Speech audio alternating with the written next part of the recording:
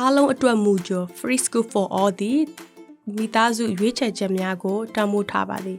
သင်နဲ့သင်မိသားစုအတွင်းအကောင်းဆုံးအဆင်ပြေမဲ့မူကြိုကျောင်းများကိုရွေးချယ်စေချင်ပါသည်ရှောက်လွှာမတင်မီသင်စိတ်ဝင်စားသည့်မူကြိုကျောင်းများအကြောင်းပိုမိုလေ့လာပါသင်လျှောက်လွှာတွင်မူကြိုကျောင်း၈ခုအထိရွေးချယ်နိုင်ပါသည်၎င်းတို့၏တနေရာက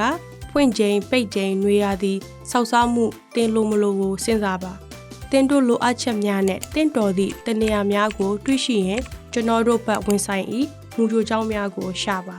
Switch for Free School ဟူသည့်ကိရိယာကိုအသုံးပြုပါအချိန်နာရီများရက်ကွက်အပြင်အခြားအရာများနဲ့စစ်နိုင်ပါသည်မူကြိုကျောင်းတစ်ခုစီအတွင်း၎င်းတို့၏အစီအစဉ်များကိုတစ်စိတ်တစ်စောင်းဖော်ပြထားခြင်းများရှိပါသည်သင်စိတ်ဝင်စားမိမူကြိုကျောင်းတစ်ခုတွင်သည့်အခါအရေးကြီးသည့်အချက်လက်များကိုသိရှိရန်တစ်စိတ်တစ်စောင်းဖော်ပြချက်ကိုဖတ်ပါ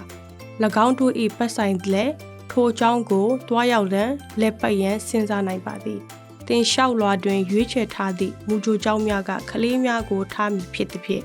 သင်မိသားစု၏လိုအပ်ချက်များကိုဖြည့်ဆည်းသည့်တနေရာများကိုသာရွေးချယ်ပါသင်စိတ်ဝင်စားမှုကျောင်းကိုဆုံးဖြတ်ပြီးနဲ့တပြိုင်နက် Free School for All လျှောက်လွှာကိုစတင်နိုင်ပါသည်သင်ကလေး၏လျှောက်လွှာတွင်မူကြိုကျောင်း၈ခုထိသင်ရွေးချယ်နိုင်ပြီးကျောင်းများကိုသင်၏နှစ်သက်မှုအတိုင်းအစီအလာရေးပါစက်တင်ဘာလ၁ရက်နေ့သို့မဟုတ်